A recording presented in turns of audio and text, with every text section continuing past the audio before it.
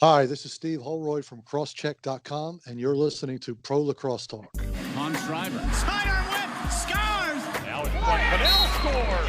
Hands off for Rabel, switches hands and scores! Kylie O'Miller showing off those shifty skills. Right off the bat, there's Lyle Thompson! Welcome to Pro Lacrosse Talk, the voice of Pro Lacrosse. I'm Hutton, he's Adam. Together we're bringing you interviews with your favorite players and coaches, as well as news from all 4 professional lacrosse leagues. So I'm here with Steve Holroyd, lacrosse historian and co-founder of crosscheck.com, formerly retrolax.com. Steve, thank you for joining us today.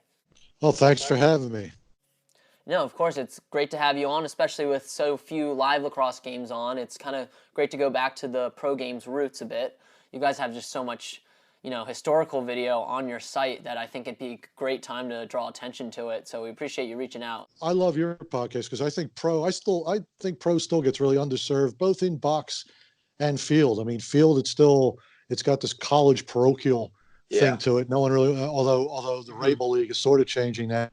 Yep. In box, it's the same way. People want to talk about, the major league in Ontario and the ALL and the WLA, and they kind of turn their nose up at the NLL. So I love your guys' podcast. I'm glad someone's paying attention to the pro stuff. Never mind the women.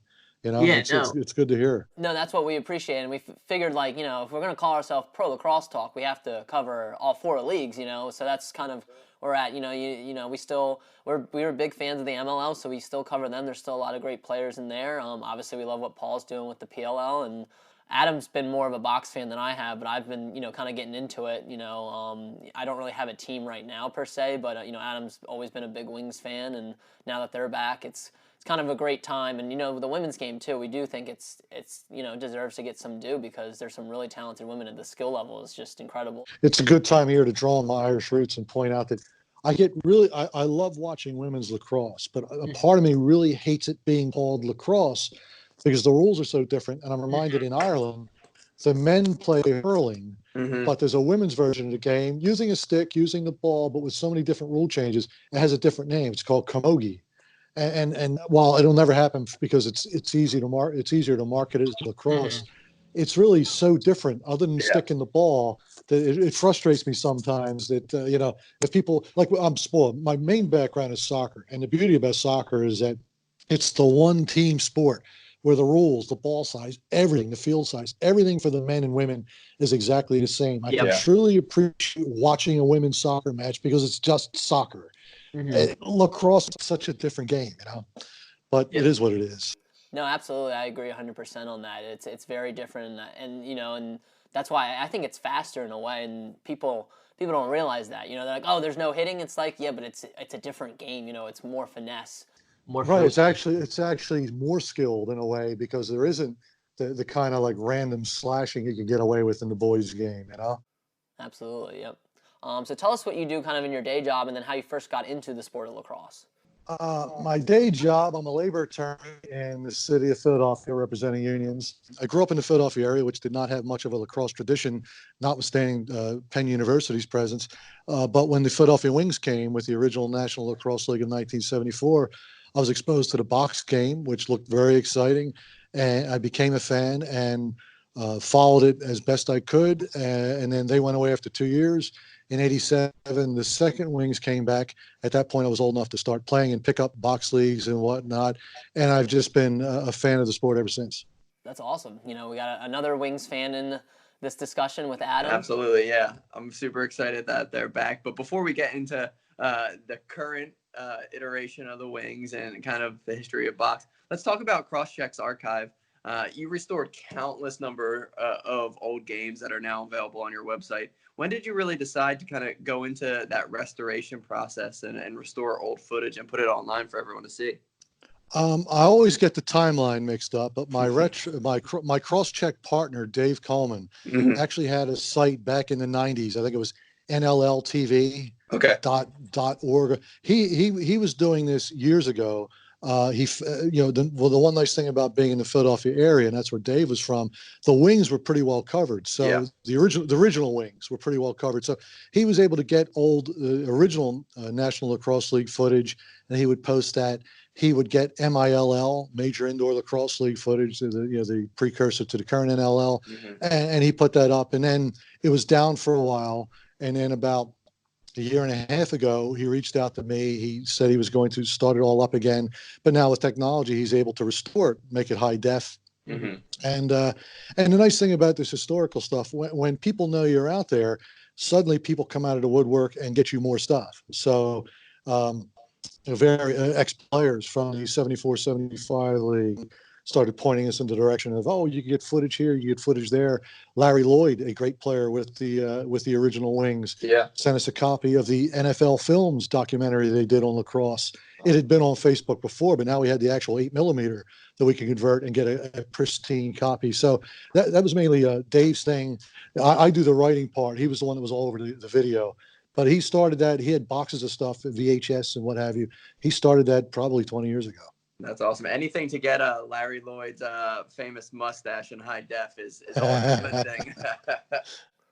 It's fascinating. So, I mean, there you go, listeners. If you guys are looking for some lacrosse games to watch in the meantime, definitely head over to crosscheck.com. There's countless games on there, from as early as the 70s and to the 80s and 90s as well. So definitely check those out. But let's kind of start back in the early 1900s when, pro lacrosse in the North America was kind of starting to take off. I mean, your research goes way back, even before an American league even got off the ground. Tell us a bit about that first pro box lacrosse game in 1932 between Toronto and Montreal. Yeah, I mean, the professional was always a dirty word. Although you had pockets of field lacrosse teams trying to go professional, it was lukewarm response to it. Mm-hmm. It was in the box game that it really started taking off. And that started when, it's funny, we talk about lacrosse being the creator's game, and of course it is. And of course it goes back, well before settlers came to North America. But the box game was literally invented out of whole cloth in 1931 when hockey teams needed a way to fill their arenas in the summertime. Mm-hmm. And with that, you saw the first professional box lacrosse league in 1931. That was the Canadian version, the International Professional Lacrosse League. In 1932, America followed suit, and that was with the American Box Lacrosse League. But they were all played in baseball stadiums.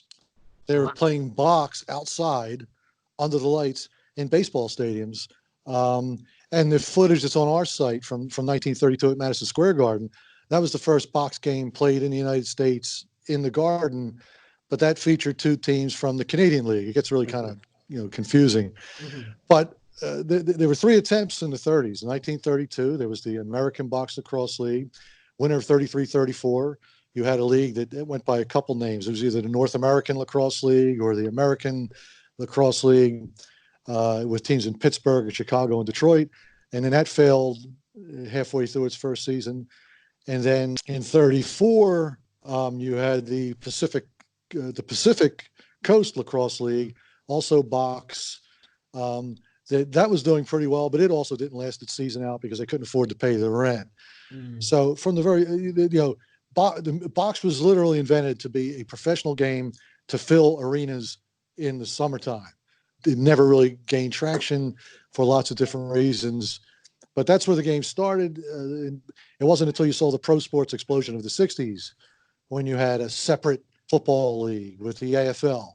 And baseball finally expanded for the first time since 1901. And there was a rival basketball league and a rival hockey league, and Major League Pro Soccer returned with a vengeance for the first time since the 20s. That a couple individuals got together, again with hockey connections, and formed the National Lacrosse Association in 1968, with teams in Detroit and Toronto and Montreal, but also all the storied West Coast box lacrosse teams in New Westminster and Victoria and Vancouver. And that was a league that only lasted a season, but it was not necessarily unsuccessful. It just had problems with logistics. I mean, it's hard to believe today, but travel from Ontario to British Columbia was really kind of cost prohibitive back then. So and there were two people involved in that league in particular, Morley Kells, who was coaching the Toronto Maple Leafs lacrosse team, and Jim Bishop, longtime coach of the Oshawa Green Gales, a powerhouse, 7-time Minto Cup winners. He was coaching the Detroit Olympics and working with the Detroit Red Wings. It kind of planted the seed. It was these two guys who, by 1974, convinced enough people to try again and form the National Lacrosse League. which lasted for 2 seasons, but really was what set the groundwork that allowed the current NLL to be around today, even though there was a 12-year break between the leagues. Yeah, no, that's fascinating. And so I guess let's go into the NLL a little bit, because I know it, like you said, it didn't really fail. It did well, but I think, the Olympics kind of had part to play in it. But some of the teams actually were financially profitable, or at least, stable, correct? Yes, the NLL was a victim of circumstance. I mean, it was one of those leagues. It was funny. They had a team in Philadelphia, which really didn't have any kind of lacrosse tradition to speak of outside of Penn, and it blew up. They put a team in Maryland, and Maryland, while Maryland was a field lacrosse hotbed, it had generally been openly antagonistic toward the box game, but people came out to watch the Maryland Arrows play. Meanwhile, teams in places that had been box lacrosse hotbeds in various minor leagues like Rochester and Syracuse, no one went to those games. So there was various franchise shifts. And of course, the one other interesting quirk, the NLL insisted on being a summer league because they had a lot of NHL involvement. And really the main concept was let's fill our arenas in the summertime, so we're getting a source of revenue. Well, even as late as the 70s, Maple Leaf Gardens did not have air conditioning. It was a problem in the 1968 league that kept people away. It was a problem in 74. So Toronto had a team that then moved after 74, moved to Boston in 75. So you had some teams that were very well supported in places where you wouldn't have expected it.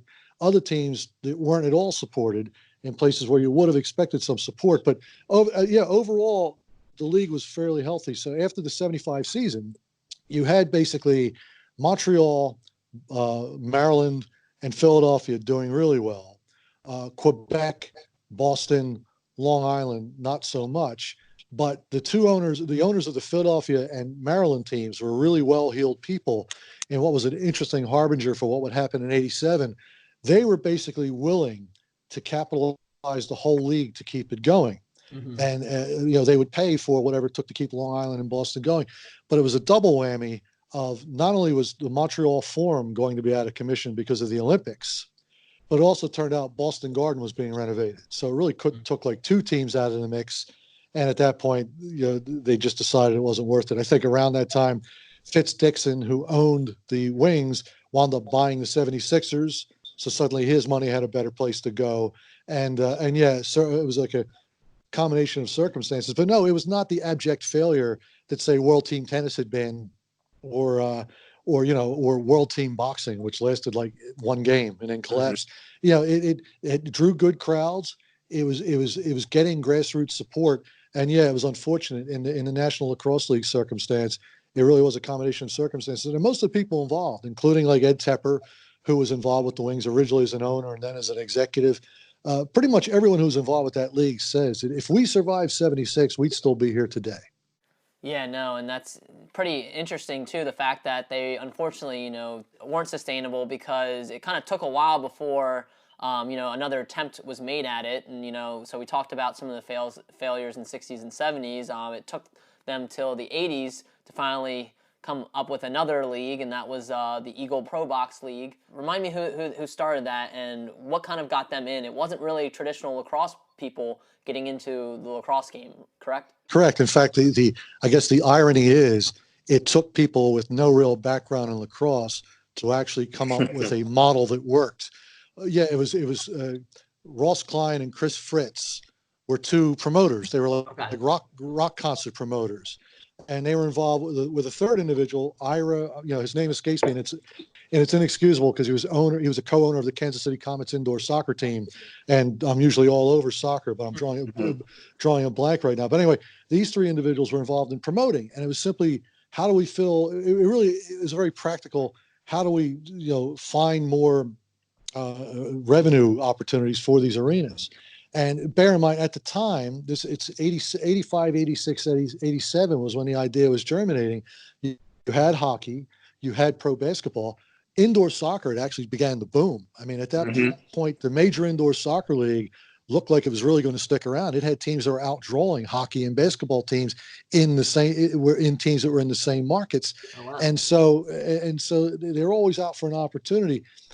And initially they had crazy ideas like lacrosse played on rollerblades. I mean, again, Yeah. these guys were not purists, but in the end, I guess they asked around and they had heard that the NLL of 74, 75, this might be the way to go. So they tested the waters in 86 with what was called as a Super Series. It was a Canadian box lacrosse all-star team playing against an American field lacrosse all-star team, essentially. And they toured various cities to again, gauge interest. Philadelphia drew big crowds. Philadelphia had never forgotten box lacrosse. Again, places like Rochester continued to sort of turn their noses up at it. At the end of the Super Series, they did what was supposed to be a World Cup of box lacrosse. Again, it wound up mostly being just Canada and the U.S. The bottom line is, at the end of it all, they decided there's interest here. We're going to start a pro league. The initial plan was to have a Canadian division and a Eagle division. Okay. But when there weren't enough interest out of the Canadian teams, the Eagle division became the Eagle League. And in 1987, Eagle League Pro Box Lacrosse began with 4 teams: Baltimore, Washington, Northern New Jersey, and Philadelphia, playing a limited 8-game schedule. But it turned out to be much more successful than the previous leagues for a couple of reasons. Again, the irony: Klein and Fritz, being not lacrosse guys, they didn't feel burdened by tradition or expectations. So, among other things, they said, look, this isn't going to be a summer game. No one wants to sit inside in the summertime. They made it a winter game. 2, much more important, they kind of took the lessons of the other leagues that had come before, not just lacrosse, that had come and failed, and said, we need to keep costs down. So the Eagle League was a single entity league. And that means there weren't franchises. The league owned the teams, the league owned the players. And so the league was able to keep control on costs and things like that.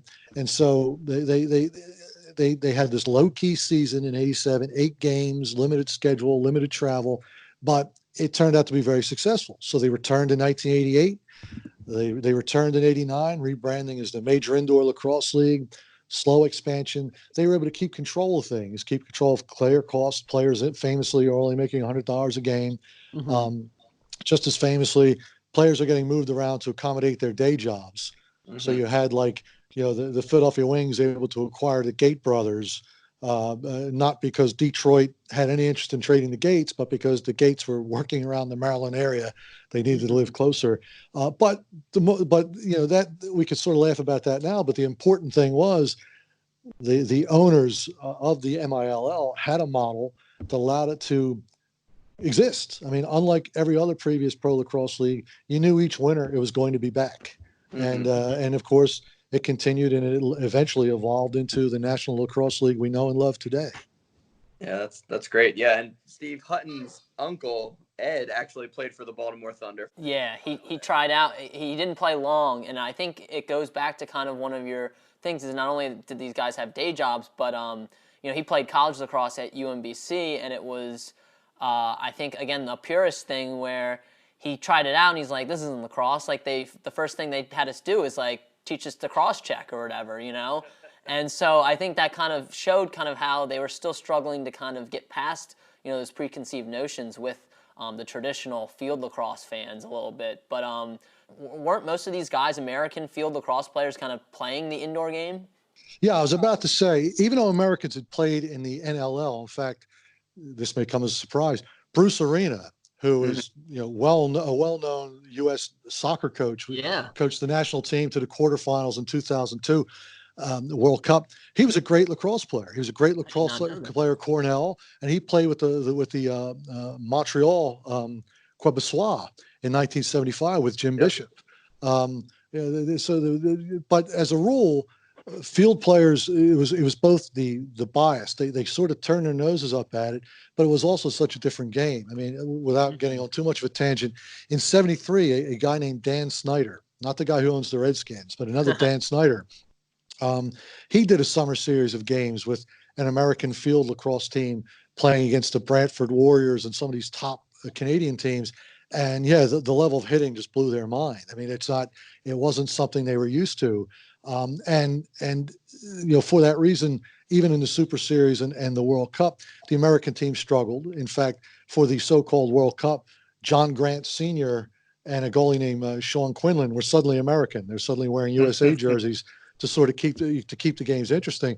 But but the original Eagle League was, you're exactly right. It was designed to have American field players come in, and even they called it indoor lacrosse. They specifically didn't call it box lacrosse because part of it was they wanted to get away from, I mean, even then with the limited pro experience, box lacrosse had a reputation of being something like roller derby. I mean, and even going back to 1932, you read the press reports from 32 and 34, people are just shocked. I mean, one reporter in 32 said, "This is pro wrestling. There's no way people can be hitting each other this hard and surviving. This has got to be fake." And so they specifically branded it indoor lacrosse. They took away some of the elements of cross-checking, some of the more violent elements of the game, and they wanted to make it a league where the American field player could thrive. Because that bias remained very much in effect. You know, it's funny. I see, again, with my soccer background, I still see a bit of that with indoor and outdoor soccer, but nowhere near at the level that you still see. I mean, it's incredible to me, getting way ahead, but like the New York Riptide, no one goes to those games. How can Long Island not support a pro lacrosse team? Yeah. It's because it's a field territory. They just don't get box and they don't want to. So, but anyway, the Eagle League was all American originally. And as a result, the play was pretty competitive. I mean, someone from Canada might have said, "Oh my God, this is rubbish." But to the casual fan, it was good lacrosse being played by a lot of good players of equal skill. But with expansion, because, again, Buffalo got a team, Detroit got a team. Inevitably, Canadian players started creeping into it. And then you started seeing the gulf in talent. And, the Gate brothers were the first example. But then when Buffalo came in with basically all Canadian team and then ran roughshod, the American experiment quickly ended. And how important do you think it was for the kind of sustainability of the league and growth for those young superstars to kind of join the league? I think it was exciting. It's hard to say. I mean, like here in Philadelphia, people just love the sport. And in Philadelphia, they had a great idea. They brought John Grant Sr. back to play that first season, so there was a bit of a connection.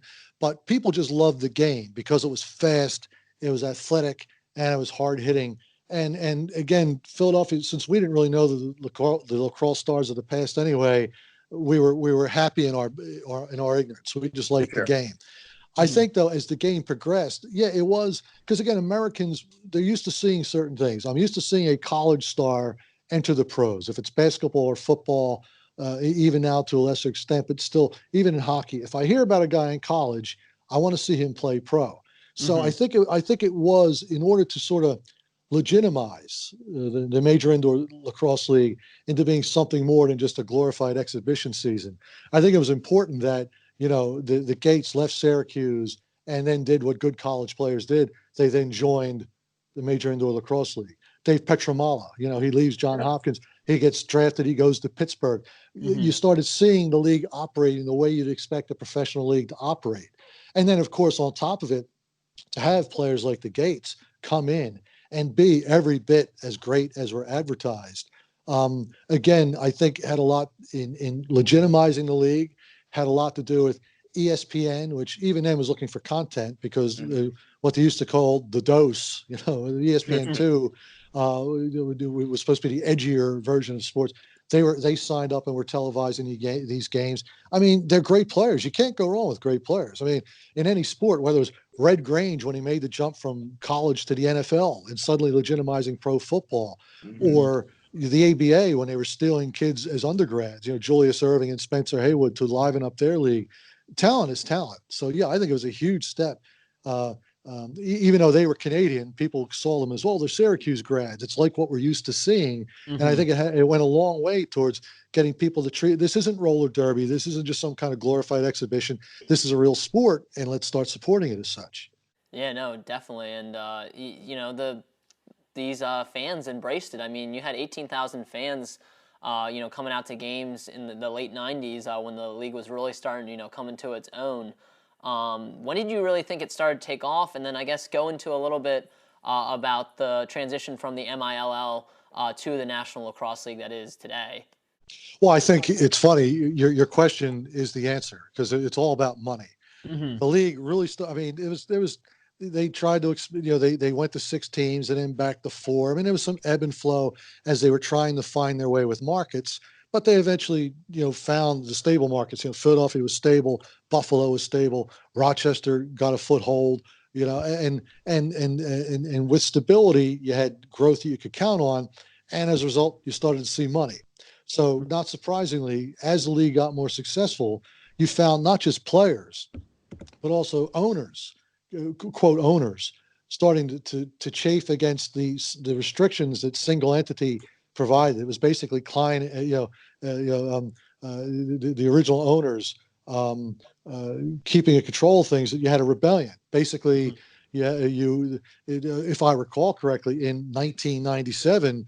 You had a brand new league, the National Lacrosse League, originally formed as a separate league. It was going to challenge MILL, and along the way, take all the players and all with it. And then Fritz and Klein, realizing they were beaten, said, okay, fine, we'll join your league. We'll own the wings, and we'll join your league. So it was really taking off in the mid-'90s, and the evidence was that's when it became privatized, so to speak, because people saw money to be made, and as a result, it became a traditional league with separate franchises.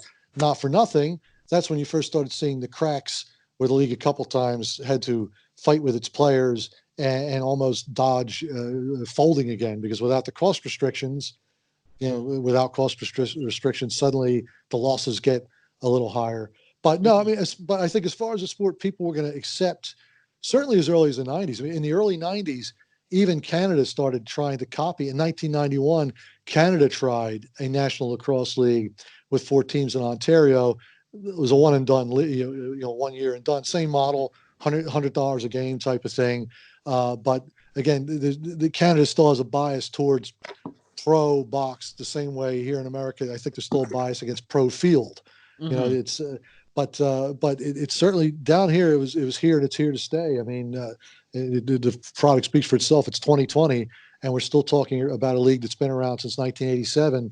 I mean, there's a lot of soccer leagues that can't say that. Never mind, the prior lacrosse leagues.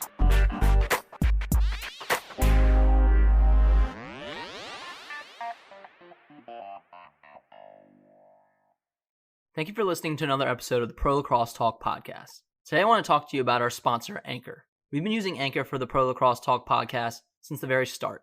Anchor gives you everything you need in one place, and better yet, it's free. They allow you to easily record and edit your podcast, and once it's published, they send it out to all the major networks such as Apple Podcasts, Spotify, Stitcher, and many more. They also connect you with advertisers so you can start making money from your podcast right away. So if you're thinking about starting a podcast today, download the Anchor app or go to anchor.fm to get started. Today's show is being brought to you in part by Stitcher Premium. You can use Stitcher Premium to listen to shows ad-free such as Conan O'Brien Needs a Friend, My Favorite Murder, Wolverine the Lost Trail, or our favorite, The Fantasy Footballers. For only $4.99 a month or $34.99 a year, you get access to Stitcher Originals, bonus episodes, and comedy albums. Better yet, if you go over to Stitcher.com/premium and use the promo code LACROSSE today, you can get 1 month free. So head on over to Stitcher, sign up, and get your free trial today. So I guess let's go into now, we have the modern NLL, and we talked about how it had still some growing pains in the early 2000s. You had teams that were being added but then folding right away, or being added and then relocating every few years, including, eventually the Wings, who had been there for 28 years, moved to New England in 2014. I don't know, how has the growing pains kind of affected the league, in those early 2000s? I think the growing pains, and this is not lacrosse specific, and I'm not like shaming anybody when I say this, but in any startup league, the people who are there at the beginning and who are losing money are happy to find a way to recoup some of that, and the way to do that is with expansion.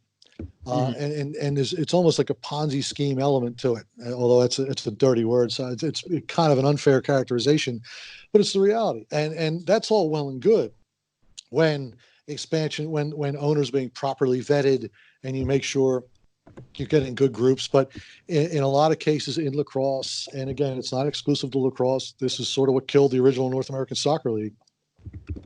The old owners, the current owners, were happy to get new money wherever they could find it. And so they would expand to any place that was willing to have a team. And that's all well and good when it takes off. Like I'm sure in 1974, there's probably some misgivings about putting a team in Philadelphia. It's like Philadelphia, they didn't have a team in 68. There's no lacrosse history there, but it took off. So, okay, success. That's all well and good. But, when this version of the NLL expands to Syracuse, because you figure, Syracuse, why not? And it turns out, and it's backed by the AHL hockey owners, so it's got to be on good footing. But it turns out no one goes to games, and then the team has to move or fold. In the short term, the owners don't mind because they got their expansion fee. But in the long term, it makes the league look weak. Ultimately, failing teams, notwithstanding whatever money you got up front in an expansion fee, failing teams drag down the rest of the league. And so it was the too rapid expansion without properly vetting the owners that sort of caused the problems the NLL had in that, as they turn from the aughts into the tens, I think current, Nick Sakiewicz, he's done a great job of, he's looking to expand because it's important. I mean, TV money is what drives everything. No sport is going to survive on ticket revenues. You need TV money. You need a bigger footprint to get there, and you got to get out of markets like Rochester to do it. So Sakiewicz knows that, and so he's going to virgin territory like San Diego. He's willing to take a hit in places like Long Island, the short-term hit. But in his case, the ownership group, they're all connected. It's not just the local grocer who did well and has some money to invest like in the old days. No, these people are well-heeled and ready to ride it out. So hopefully we're seeing expansion, which is necessary, but this is like slow and well thought out expansion, which is going to make the league much more sustainable than what it was going through just 10 years ago. Yeah, and Nick and Hutton and I chatted in our conversation with him about kind of the sustainability of the league, and it's interesting you brought up the league fees for the ownership fees, and I was listening to an interview with Jim Foster, who created the Arena Football League, and how he talked about that similar notion, and even the original iteration of the MISL too. It's funny that all these leagues came into kind of fruition around the same time, and ultimately had the same outcome, and hopefully the NLL now has that sustainability factor, and it seems that they do. Yeah, I mean, I think, and again, sports history is something that interests me. Again, my background is largely soccer, and I can give you an alphabet soup of failed leagues. So I had like an instinct for this, and yeah, I mean, as opposed to, frankly, MLL, the Major League Lacrosse. Yep. For instance, I mean, NLL, you get the feeling it's going to be here. They've passed that, as has MLS, Major League Soccer for that matter. You just instinctively they've passed the threshold where you no longer have to worry about them being a going concern. They're going to be there year after year. There may be continued franchise movement. That's nothing to be ashamed of. Hell, the NBA moves teams still, Yep.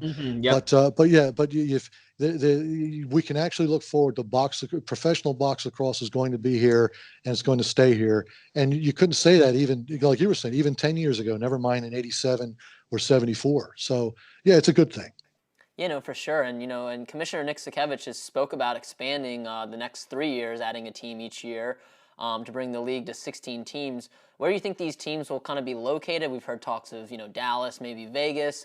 And do you think this rapid expansion is, in a healthy state right now, given where the league is right now?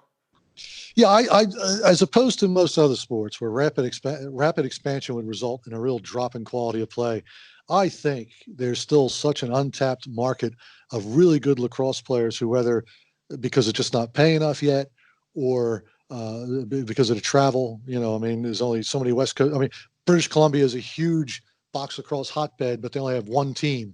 I mean, maybe they could travel to Alberta and it's not so bad, or Saskatchewan, not Alberta, Saskatchewan. Oh yeah, and Calgary, Alberta. But that may be inconvenient if you still needing to work a day job, as opposed to if you expand to say Seattle or Portland. So yeah, I don't think rapid expansion is going to hurt the quality of play in this league. Where it is again going to the right places and making sure you have the right ownership. And I think the current league administration has got their eye on that. Where's it going to go? I mean, for some reason, everyone's in love with Vegas now. I don't know why, but they're not alone. But it comes down to if the NHL team is willing to back a lacrosse team, you're going to roll with that. Because I mean that pairing has seemed to have worked well. I'm assuming, the rumor is what? Fort Wayne Panthers, I think, is the name someone found on the trademark registration site. Yeah. Yep. So there's your Dallas area team that's been rumored. I mean, I've heard Detroit. I've heard Chicago. I mean, there's been previous failures, but again, if you got the right people backing it who are willing to bite the bullet, those are good places to be because those are TV markets. I mean, if you want to get a TV deal where people are paying you to broadcast the product, that's where you're going to have to be. You're going to have to get to Los Angeles again. So, I don't think you're going to see another attempt to go to Syracuse. I don't think you're going to see a great effort to get into other Canadian cities, like return to Edmonton. Although Halifax, my hometown, my birth town, I should say, was a pleasant surprise because that was never really in anyone's books. Because again, Canadians are still not, Saskatchewan notwithstanding, they're still a bit lukewarm towards the concept of professional box lacrosse. But yeah, I think if you put more teams in the Northwest, maybe you get British Columbia energized. I mean, Ontario, which is the other great Canadian boxla hotbed, they've got the Rock. They're already kind of energized. Although Vancouver's got a team that franchise has been so moribund for so long that no one knows if they're really paying attention. But you get Seattle in there, give them a reason to get excited. It might be a good thing. The other kind of wild card here is that as the college game, the college field game, the D1 teams keep expanding, and I know you guys have noticed. These new D, like my son goes NJIT, he's not playing, but they have a brand new, they have a D1 team. It's like their third year. They can't compete recruiting people from Long Island and Maryland because they're going to keep signing with the hotbeds. So how do you get competitive real fast? You bring down Canadian box players. And so you're going to start to see this. And American field players are going to start seeing, there's a skill set here that works pretty good. I'm going to start playing box in the winter to keep in shape. Just like as a soccer player, I would play indoor soccer. Yeah, different game, but it's still a ball, it's still a goal. You get skills that work. And as you see, and you're going to see more of this cross-pollinization. And now you don't have to worry about tapping into British Columbia. You may start getting a real body of American box players who are good. People like, not just people like Matt Rambo who are converting pretty well, but people who have actual box experience. And so, no, I think now's a good time to expand because you may, at the risk of sounding overly optimistic, you may soon have a surplus of players. And this is the business angle of things. If you don't expand, someone's going to form a rival league. Yeah, someone's going to jump on an opportunity and form their own league, and then you've got problems. So there's a reason why MLS is expanding so quickly. They don't want another league. There's a reason why hockey doubled its size in '67 because if they didn't, the Pacific Coast League was going to take it from them. So I mean, there's both business and serving the game. It's good, but it's only good if you're careful about it. And Nick has shown that he's making sure he's getting well-heeled people who are committed to the long term, not like, hey, like rather famously, I think it popped up in a podcast one of the Eagle League owners did on the Good Seats Still Available podcast. One guy, the New York guy bought a team because he wanted to put his son on it. You're bringing owners like that in there. It's a recipe for disaster.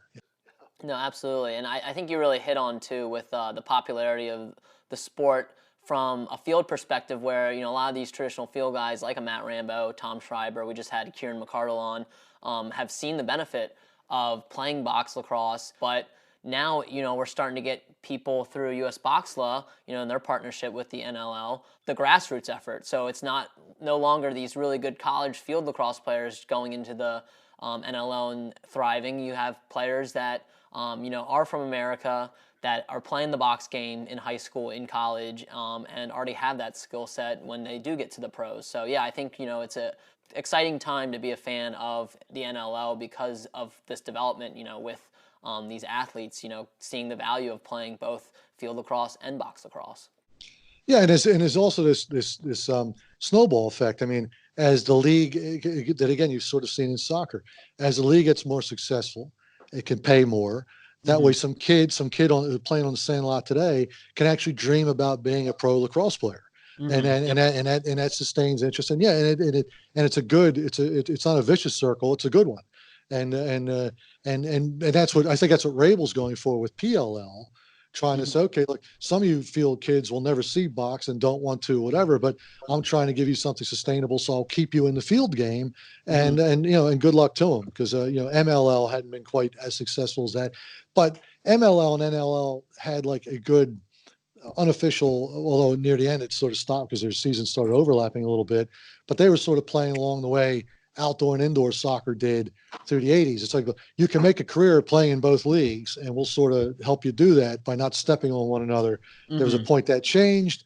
PLL is working hard not to step on NLL to sort of allow that to happen again.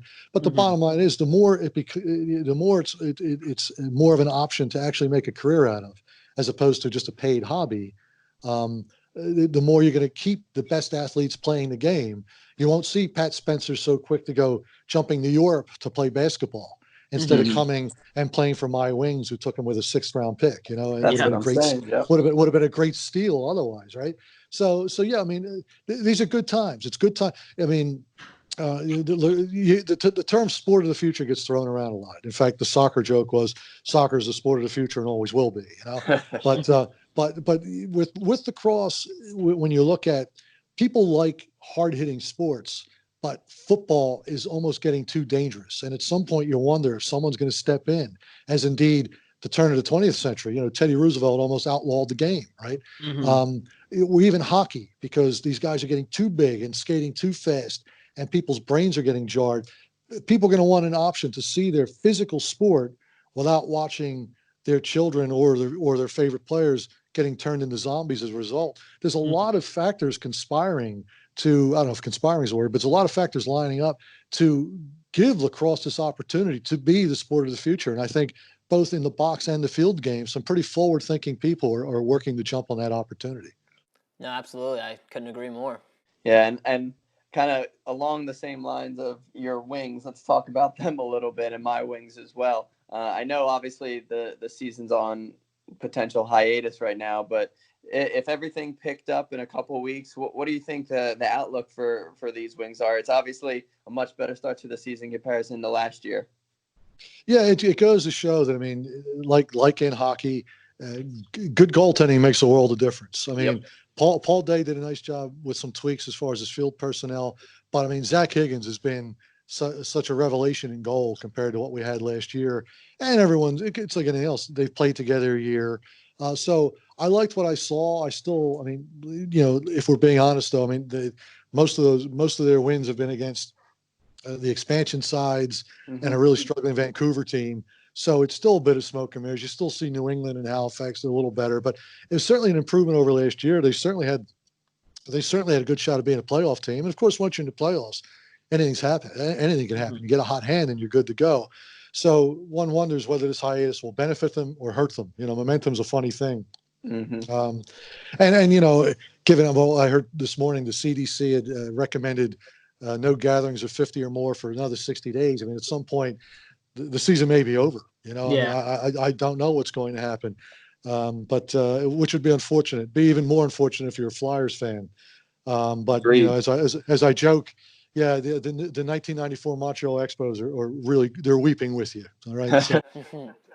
No, yeah, definitely. So we look forward to hopefully the season picking up. We don't know with these trying times what's going to happen, but even if the season does not continue, we do have some vintage lacrosse games that you guys can check out on crosscheck.com. Steve, this has been great. We really appreciate you kind of giving us a quick run through of the history of box lacrosse in North America. We really appreciate it. Just remind people where they can find you on social media and online. Well, I'm on social media at Lax Maven. That's Lax MAVN. That's my Twitter account. The Crosscheck, which is with an E, so it's CRO, like lacrosse stick, crosscheck.com. It's got Twitter. It's at RetroLax_. I haven't bothered changing the name yet. I think on YouTube, the channel's still RetroLax, but you can access all the YouTube videos through the Crosscheck site. And I think that pretty much covers it. Yeah, no, we appreciate it. We're definitely going to check out some of those games, and we appreciate you reaching out too. Like I said, we've had you on our list for a while, ever since Adam listened to the Good Seats Available, and he turned me on to that episode, and we've kind of just been fascinated with it, because a lot of this we didn't know existed previously. I didn't really realize there was anything earlier than the MILL. So I appreciate you coming on and, you know, sharing your knowledge, and you know, hopefully we can kind of bring some more of a spotlight onto the pro game to some people that may not know about it. No, my pleasure. I mean, there's a great history out there. And yeah, people should look at the videos because you get to see when they played on plywood and they were using wooden sticks and the goalies didn't look like the Michelin Man. I mean, it's fascinating to see how the sport has evolved. So yeah, I hope people check out the site, enjoy the videos, leave comments, spread the word, because I mean, we're all looking for content right now, but history, I mean, history is important. It's important to remember that we didn't talk about it much today. Maybe it'll be another podcast, but you know, the great players of the past are they're the ones who inspired the players you enjoy today, and they ought to be remembered. So yeah, I mean, check it out, read the articles, look at the videos, and yeah, I mean, spread the word. History is a great thing.